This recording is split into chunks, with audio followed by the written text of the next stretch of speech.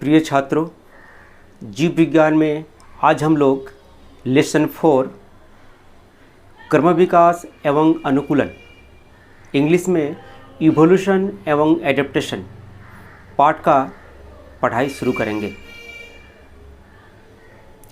और इस पाठ में हम लोग पढ़ेंगे कि इस धरती पर जीवन की उत्पत्ति कब, कहाँ, कैसे हुई, जीवन उत्पन्न होने के बाद उसके विभिन्न रूप इस धरती पर कैसे उत्पन्न हो गए। ये बातें हम सभी के दिमाग में कभी कभी उठती है। कभी कभी हम लोग सोचते हैं कि इतने विशाल धरती पर हजारों प्रकार के जीव जंतु, पेड़ पौधे ये कैसे उत्पन्न हो गए। तो इस पाठ में हम लोग उसी का उत्तर ढूंढने का प्रयास करेंगे। तो अब शुरू करते हैं लेसन 4, जिसका नाम है क्रम विकास एवं अनुकूलन। और जिस टॉपिक पर आज हम लोग विशेष रूप से चर्चा करने वाले हैं उस टॉपिक है क्रम विकास की अवधारणा, और नेक्स्ट है जीवन की उत्पत्ति। तो सबसे पहले क्रम विकास की अवधारणा। ये क्रम विकास क्या है? क्रम विकास का अर्थ होता है लंबे समय काल से लगातार सजीवों में परिवर्तन। सबसे पहले तो इस धरती पर जीवन का उत्पत्ति हुई। जीवन उत्पन्न होने के बाद जीव उत्पन्न हुए, और उस जीवों में जो लगातार जो परिवर्तन हो रहा, मतलब माने धरती पर जीवन की उत्पत्ति होने के बाद उस जीवन में जो लगातार जो परिवर्तन हुआ, और उस परिवर्तन के फलस्वरूप सरल जीवों से जटिल जीवों की उत्पत्ति हुई। तो ये जो पूरा जो घटनाक्रम है, मतलब एक सरल जीव से एक जटिल जीव में विकसित होने की जो घटना है, इसी को हम लोग क्रम विकास कहते हैं। तो क्रम विकास क्या है, इसको परिभाषा के रूप में हम लोग देख लेते हैं। क्रम विकास एक मंद तथा गतिशील प्रक्रिया है जिसके फलस्वरूप सरल जीवों से जटिल विकसित जीवों की उत्पत्ति होती है। तो ये था क्रम विकास। अब हम लोग चर्चा करते हैं जीवन की उत्पत्ति।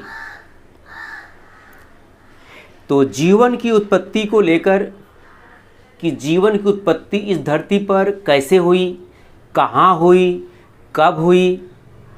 तो जीवन की उत्पत्ति के पहले तो पृथ्वी की उत्पत्ति हुई। तो पहले पृथ्वी की उत्पत्ति हुई, पृथ्वी की उत्पत्ति होने के बाद तब जीवन की उत्पत्ति हुई, और जीवन का उत्पत्ति होने के बाद उस जीवन का परिवर्तन हुआ, उसका विकास हुआ। उसके बाद विभिन्न प्रकार के जीव जंतु उत्पन्न हुए, और आज हम इस विशाल विभिन्न प्रकार के पेड़ पौधे जीव जंतुओं को देख रहे हैं। ये जो वैरायटी जो आज देख रहे हैं, तो उसकी उत्पत्ति कहाँ से हुई है वही हम लोग चर्चा करने वाले हैं।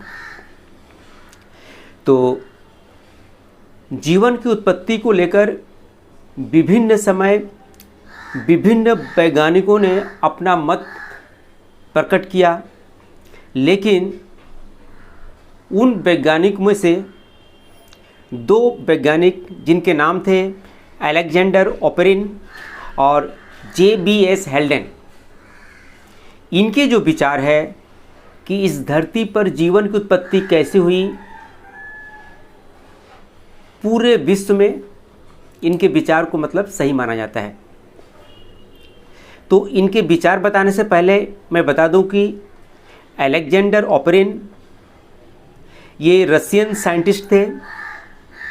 इन्होंने 1924 में the origin of life on the earth नामक पुस्तक के माध्यम से इस दुनिया को बताया कि इस धरती पर जीवन की उत्पत्ति कहाँ हुई। इसके साथ साथ ब्रिटिश बायोलॉजिस्ट JBS हेल्डेन 1929 में, मतलब ये 24 में या 29 में, इन्होंने भी origin of life on earth hypothesis के माध्यम से परिकल्पना द्वारा विश्व के समक्ष अपना विचार प्रस्तुत किया कि इस धरती पर जीवन की उत्पत्ति कैसे हुई। और पूरे विश्व में आज इन्हीं के विचारों को मतलब सही माना जाता है। इसलिए ऑपरिन हॉल्डेन परिकल्पना के अनुसार, मतलब इन दोनों के अनुसार, पृथ्वी पर जीवन की उत्पत्ति समुद्र के गर्म जल में कई चरणों से होकर हुई। मतलब इस धरती पर जीवन अचानक नहीं आ गया। मतलब जीवन की उत्पत्ति, जब धरती की उत्पत्ति हो गई तो धरती की उत्पत्ति होने के बाद करोड़ों करोड़ों सालों के बाद धीरे धीरे इस धरती पर जीवन प्रकट हुआ। तो इन्होंने बताया कि जिसमें कई चरण थे, जिसमें पहला चरण था पृथ्वी की उत्पत्ति। तो आप देख लेते हैं पृथ्वी की उत्पत्ति के बारे में।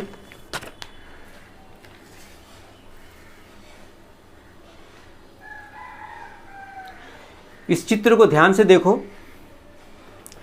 तो पृथ्वी, ये पृथ्वी है और इस पृथ्वी की उत्पत्ति सूर्य से 460 करोड़ बरस पहले हुई।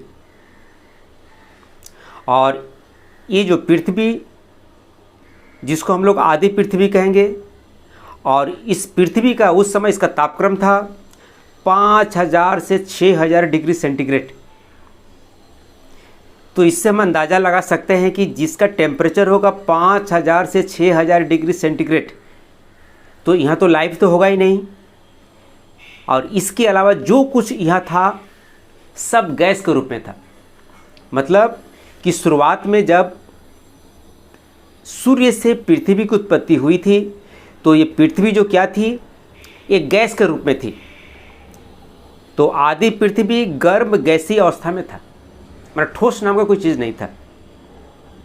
और उस समय इस पृथ्वी पर जो विभिन्न तत्व थे, कार्बन, हाइड्रोजन, नाइट्रोजन, ऑक्सीजन, ये सब एटॉमिक अवस्था में थे, यानी परमाणु अवस्था में थे।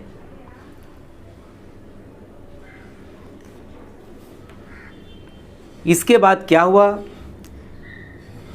धीरे धीरे पृथ्वी ठंडी होने लगी। जब धरती कुछ ठंड हुआ, मैंने टेम्परेचर 5000 से 6000 से जब और घटते गया टेम्परेचर, तो टेम्परेचर घटने के बाद इस पर जो परमाणु जो थे, कार्बन, हाइड्रोजन, नाइट्रोजन, ऑक्सीजन, इन परमाणुओं के बीच रासायनिक क्रिया हुआ। और रासायनिक क्रिया के फलस्वरूप ये जो परमाणु थे ये अब अकार्बनिक अणु और यौगिक में बदल गए। मतलब इन परमाणुओं से क्या उत्पन्न हुआ, इनके रासायनिक क्रिया के फलस्वरूप अकार्बनिक अणु और यौगिक, जिसमें से कौन कौन मुख्य थे, मीथेन, मतलब कार्बन और हाइड्रोजन से क्या मीथेन उत्पन्न हुआ, अमोनिया उत्पन्न हुआ, अमोनिया मतलब नाइट्रोजन और हाइड्रोजन से हाइड्रोजन उत्पन्न हुआ। देखो एटम है, यहाँ अणु बन गया। फिर जलीय वाष्प उत्पन्न हुआ, जल उत्पन्न नहीं हुआ, जलीय वाष्प, कार्बन डाइऑक्साइड उत्पन्न हुआ, लेकिन मॉलिक्यूलर ऑक्सीजन उत्पन्न नहीं हुआ। मतलब इस समय नो फ्री ऑक्सीजन की उत्पत्ति नहीं हुई। तो याद रखना है कि आदि पृथ्वी पर कोई स्वतंत्र ऑक्सीजन नहीं था। इसके बाद जब पृथ्वी कुछ और ठंडी हुई, क्योंकि लगातार ठंड हो रही थी पृथ्वी, तो जब पृथ्वी कुछ और ठंड हुई तो ये जो जलीय वाष्प था, ये जलीय वाष्प से बादलों की उत्पत्ति हुई। ये जलीय वाष्प था, ये जलीय वाष्प के जो जल थे, ये जल क्या हुआ, धीरे धीरे कॉन्डेंस होने लगे और कॉन्डेंस होकर के बादलों का रूप धारण कर लिया। और बादलों का रूप धारण करने से क्या हुआ कि इस धरती पर भारी जल वृष्टि हुई। और भारी जल वृष्टि से क्या हुआ कि इस पृथ्वी पर समुद्र का निर्माण हो गया। तो पृथ्वी का जो जो भाग नीचा था वे सभी पानी से भर गए, यानी समुद्र का वहाँ निर्माण हो गया। जब ये समुद्र का निर्माण हो गया तो ये सभी जो अकार्बनिक यौगिक और जो गैसें थी ये सभी पानी में घुल गए। इसलिए लिख दिया हूँ, ये सभी समुद्र जल में घुल गए। और ये सभी जब समुद्र के पानी में घुल गए तो समुद्र के अंदर सरल कार्बनिक यौगिकों का निर्माण हुआ। ये देखो, सरल कार्बनिक यौगिक, इसका निर्माण किससे हुआ? इनका निर्माण हुआ इनसे। ये जो अकार्बनिक यौगिक और अणु थे यही सब समुद्र के पानी में घुल गए और समुद्र के पानी में घुलने से उनके बीच रासायनिक प्रतिक्रिया हुआ और रासायनिक प्रतिक्रिया से क्या हुआ कि सरल कार्बनिक यौगिकों का निर्माण हुआ। एक बात यहाँ पर याद रखना है कि उस समय जो समुद्र का निर्माण हुआ था उसका पानी बहुत गर्म था। आज का समुद्र का पानी जैसा उस समय का पानी नहीं, बहुत गर्म था। ऐसा माना जाता है कि लगभग 1000 डिग्री सेंटीग्रेड के करीब था उस समय, जब स्टार्टिंग में जब ये बना था। और इनसे जितने भी रासायनिक क्रिया हुए यहाँ पर, जो भी रासायनिक क्रिया यहाँ पर हो रहा है, तो इन रासायनिक क्रियाओं के लिए ऊर्जा कहाँ से मिला? एक तो सूर्य से ऊर्जा प्राप्त हो रहा था इन रासायनिक क्रियाओं के लिए। इसके अलावा उस समय बादल बनने से बहुत वज्रपात हो रहा था, मतलब माने बहुत बादल गरज रहे थे और उनसे क्या हुआ था, वज्रपात हो रहा था, बिजली उत्पन्न हो रहा था। और उस वज्रपात से भी इसके अंदर रासायनिक क्रियाएं हो रही थी इनके बीच। तो अब आ जाते हैं यहाँ पर, तो क्या हुआ कि इन कार्बनिक यौगिकों से क्या हुआ कि समुद्र के पानी के अंदर जो बहुत ही गर्म था, सरल कार्बनिक यौगिकों का निर्माण हुआ, जिनमें अमीनो अम्ल, सरल कार्बोहाइड्रेट, वसीय अम्ल, प्यूरिन, पिरिमिडिन, ये सभी जो कार्बनिक यौगिक है, जैसे हम जानते हैं कि ये सभी ऑर्गेनिक ये जो सभी कार्बनिक यौगिक हमारे शरीर में पाए जाते हैं, तो इन्हीं से आगे चलकर जीवन का उत्पत्ति हुआ। तो देख लेते उसके बाद क्या हुआ, जब ये चीज़ बन गया तो फिर क्या हुआ कि फिर इनके बीच रासायनिक प्रतिक्रिया हुआ। ये जो कार्बनिक यौगिक का निर्माण हो गया तो ये कार्बनिक यौगिकों के बीच फिर रासायनिक प्रतिक्रिया हुआ। और उन रासायनिक प्रतिक्रियाओं के लिए इन लोगों को ऊर्जा कहाँ से मिला? याद रखना है कि सौर ऊर्जा और वज्रपात, माने मुख्य स्रोत यही थे, क्योंकि बिना ऊर्जा का कोई रासायनिक प्रतिक्रिया नहीं हो सकता है। तो रासायनिक प्रतिक्रिया इनमें हुआ और इनमें रासायनिक प्रतिक्रिया से क्या हुआ, जटिल कार्बनिक यौगिकों का निर्माण हुआ। तो कौन कौन से जटिल कार्बनिक यौगिक बने? अमीनो अम्ल से प्रोटीन बना, सरल कार्बोहाइड्रेट से जटिल कार्बोहाइड्रेट बना जिसको पॉलीसेकेराइड्स भी कहते हैं, वसी अम्ल से वसा बना, लिपिड जिसको फैट भी कहते हैं।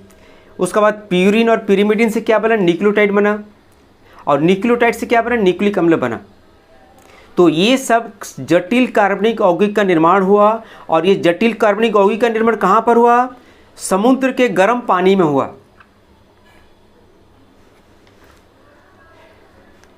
तो उसमें क्या हुआ कि समुद्र के गर्म पानी में इनका निर्माण हुआ और ये लोग समुद्र के गर्म पानी में ये सभी मिक्स हो गए।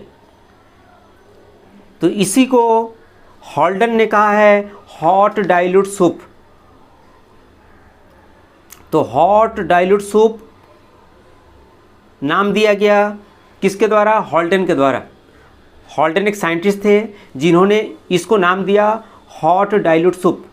तो हॉट डाइल्यूट सूप क्या है? तो बोलना पड़ेगा कि समुद्र के गर्म जल में प्रोटीन, कार्बोहाइड्रेट, वसा, न्यूक्लिक अम्ल, ये सब इसके गर्म पानी में क्या हुए कि मिक्स होकर के तरल अवस्था में एक सूप की तरह रचना बना जिसको हॉट डाइल्यूट सूप कहा गया।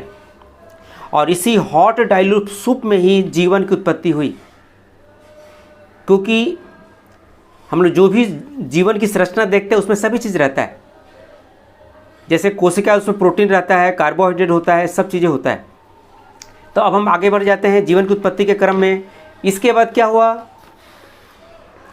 इसके बाद ये सभी समुद्र के गर्म पानी में हो रहा है, याद रखना है।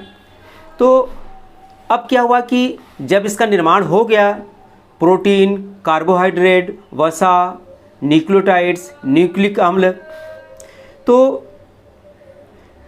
फिर इनके बीच रासायनिक क्रिया हुआ जो सब अलग अलग थे। तो प्रोटीन, कार्बोहाइड्रेट, वसा, ये तीनों क्या हुआ कि आपस में संयुक्त होकर कोलॉइड कणों का निर्माण किए। इन कोलॉइडल कणों को कोइसरवेट कहा गया। तो ये कोइसरवेट किसने नाम दिया? ऑपरिन ने। तो ऑपरिन में ने कहा बताया कि समुद्र के अंदर गर्म पानी में प्रोटीन, कार्बोहाइड्रेट, वसा ये आपस में मिल करके एक कोलॉइड कण का रचना प्राप्त कर लिए और इन्हीं रचनाओं से जीवन की उत्पत्ति हुई। तो इन्होंने इन कोलॉइड कणों को कोइसरवेट कहा। किसने कहा? ऑपरिन ने कहा। ठीक उसी समय एक दूसरे वैज्ञानिक जिनका नाम था सिडनी फॉक्स, इन्होंने कहा कि जीवन की उत्पत्ति जो हुआ प्रोटीन के कण जो लिपिड आवरण से ढका हुआ था, तो इस प्रोटीन के कण को जो लिपिड आवरण से ढका हुआ था इसको इन्होंने माइक्रोस्फीयर कहा। इसका भी निर्माण उसी समय हुआ समुद्र में ही, इन्हीं से। तो अब प्रश्न आ गया कि सिडनी फॉक्स ने कहा कि कोइसरवेट से नहीं, जीवन की उत्पत्ति माइक्रोस्फीयर से हुआ। माइक्रोस्फीयर क्या है? यह प्रोटीन का कण है जो लिपिड आवरण से घिरा हुआ है और ये प्रोटीन के जो कण है ये समुद्र के पानी में गोल कणों जैसा यहाँ पर रचना का निर्माण किए।